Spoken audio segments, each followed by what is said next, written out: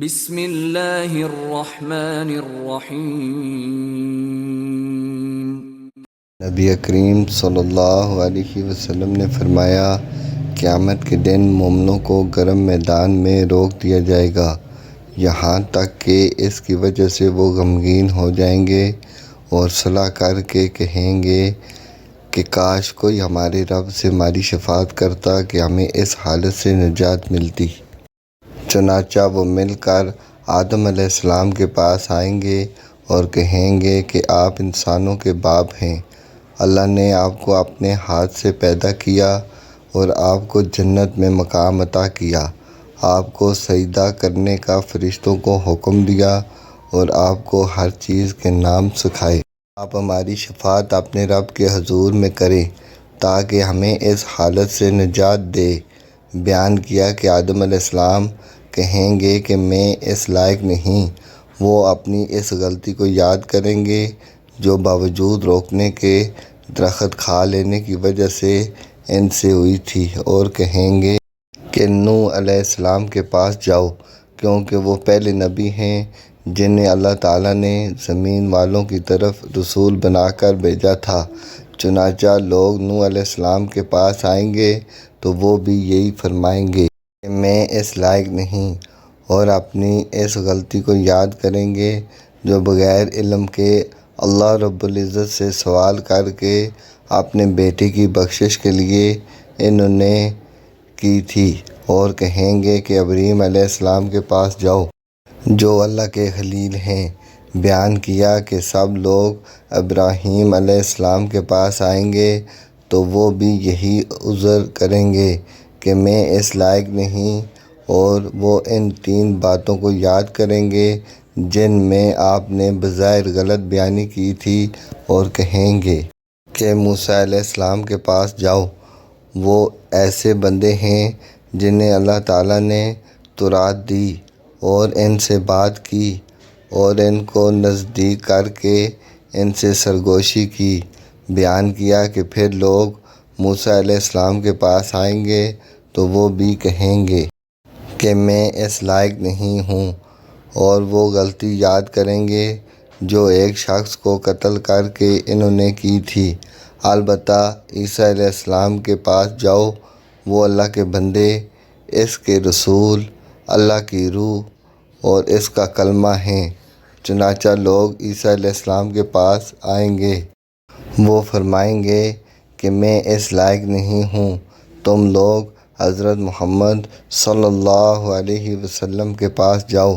وہ ایسے بندے ہیں کہ اللہ نے ان کے اگلے پچھلے تمام گناہ معاف کر دیے۔ چنانچہ لوگ میرے پاس آئیں گے اور میں اپنے رب سے اس کے در دولت یعنی عرش معلیٰ پر آنے کے لیے اجازت چاہوں گا، مجھے اس کی اجازت دی جائے گی،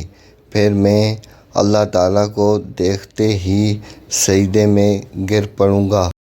اور اللہ تعالیٰ مجھے جب تک چاہے گا اسی حالت میں رہنے دے گا۔ پھر فرمائے گا کہ اے محمد صلی اللہ علیہ وسلم، سر اٹھاؤ، کہو سنا جائے گا، شفاعت کرو تمہاری شفاعت قبول کی جائے گی، جو مانگو گے دیا جائے گا۔ بیان کیا کہ پھر میں اپنے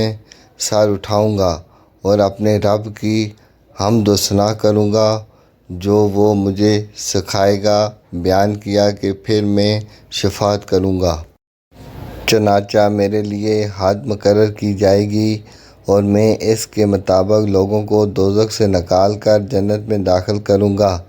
قتادہ نے بیان کیا کہ میں نے انس رضی اللہ تعالیٰ عنہ کو یہ کہتے ہوئے سنا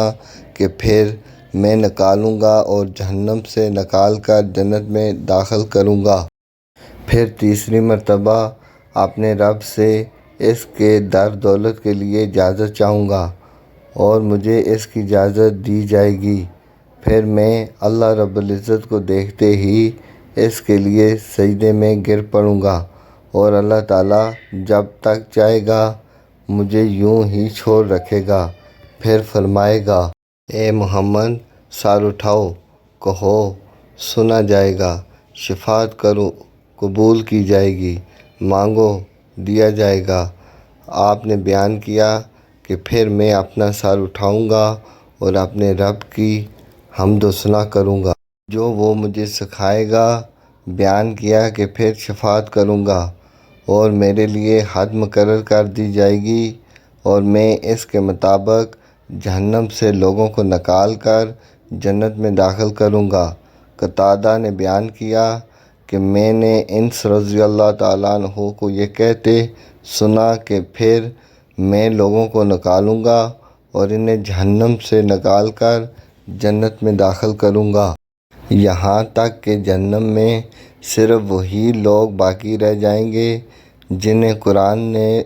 روک رکھا ہوگا، یعنی انہیں ہمیشہ ہی اس میں رہنا ہوگا، یعنی کفار مشرکین۔ پھر آپ نے یہ آیت تلاوت کی، قریب ہے کہ آپ کا رب مقام محمود پر آپ کو بھیج دے گا۔ فرمایا کہ یہی وہ مقام محمود ہے جس کے لیے اللہ تعالیٰ نے اپنے حبیب صلی اللہ علیہ وآلہ وسلم سے وعدہ کیا۔ صحیح بخاری 7440۔